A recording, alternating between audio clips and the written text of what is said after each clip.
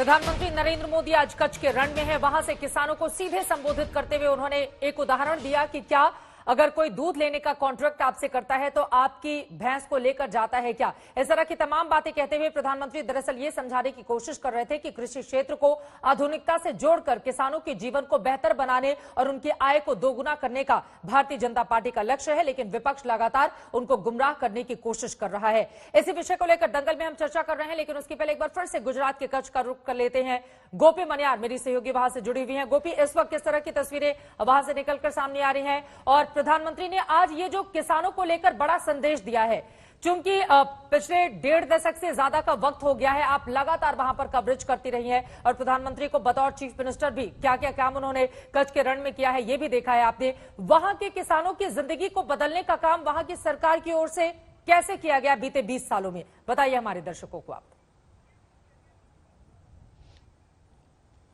बिल्कुल, मैं आपको बता दूं कि पूरी तरीके से अगर गुजरात के किसानों की बात की जाए तो गुजरात के किसानों की जो तस्वीर है वो काफी हद तक बदली है। क्योंकि अगर बात की जाए बनासकांठा की तो बनासकांठा में कॉन्ट्रैक्ट फार्मिंग के जरिए जो किसान है वो सीधा कंपनी के साथ कॉन्ट्रैक्ट करते हैं, उनकी जो फसल आती है वो सीधी कंपनी लेती है और उसके जरिए वो मुनाफा कमाते हैं।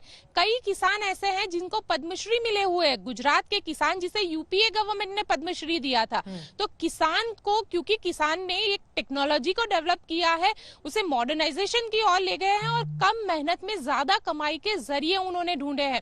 तो ये सारी चीजें गुजरात के अंदर हुई है। और आज जब प्रधानमंत्री यहां से कच्छ की जमीन से बोल रहे थे तो प्रधानमंत्री ने 2001 का जिक्र किया कि जब भूकंप हुआ था, भूकंप के बाद, क्योंकि उन्होंने उस दिन को भी याद करवाया कि वो 15 दिसंबर था जब 2002 में हमारी सरकार बनी थी और उस दिन जब चुनाव का नतीजा आया था तब बीजेपी जीती थी और आज 15 दिसंबर 2020 है। गुजरात पूरी तरीके से बदल चुका है।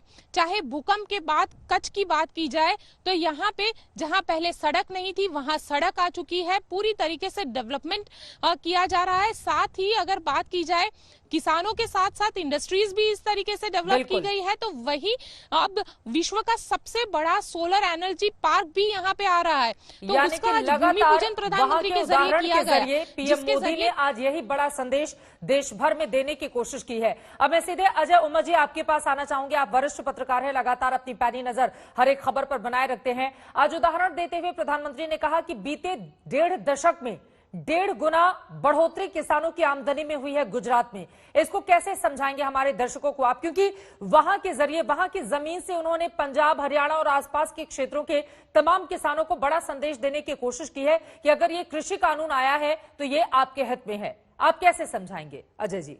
देखो, जो गोपी ने जो बात कही ना उसको ही मैं आगे ले जाना चाहता हूँ। जैसे बनासकांठा है, डीसा एरिया है, वहां पर ये टेबल टॉप पोटेटोज जो है, जो मैकडोनाल्ड है, पेप्सिको कंपनी है, ले है, ये पोटेटो चिप्स के लिए उसका इस्तेमाल करती है। उन्होंने 400 हेक्टेयर जमीन जो है वो कॉन्ट्रैक्ट फार्मिंग से किसानों से ले ली है और उनकी यील्ड जो है वो बढ़ाई है।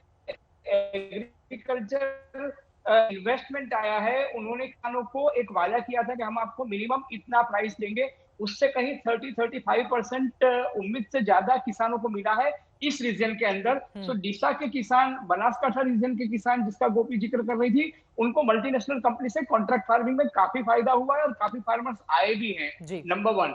नंबर 2, मोदी जी जब गुजरात के चीफ मिनिस्टर थे तो एग्रीकल्चरल जो जीडीपी में एग्रीकल्चर का जो ग्रोथ था वो सिर्फ 5% था। वो 5% से 20% ले जाने के लिए उन्होंने पैटर्न को चेंज किया।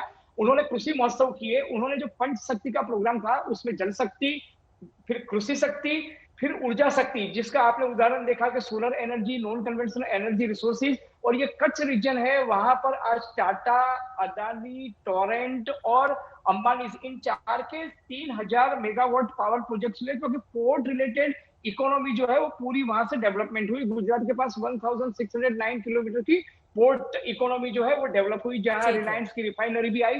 तो दूसरा, मोदी जी ने क्या किया कि गुजरात की क्रॉप पैटर्न बदल डाली।